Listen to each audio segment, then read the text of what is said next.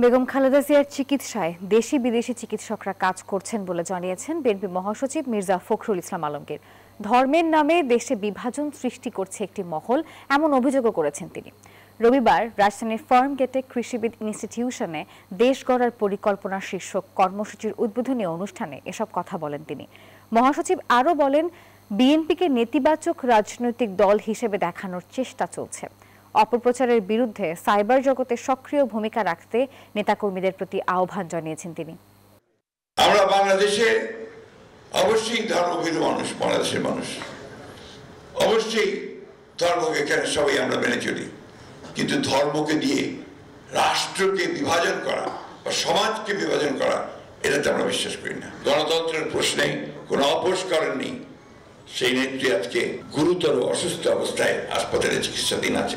তার চিকিৎসার জন্য সব রকম ব্যবস্থা নেওয়া হচ্ছে।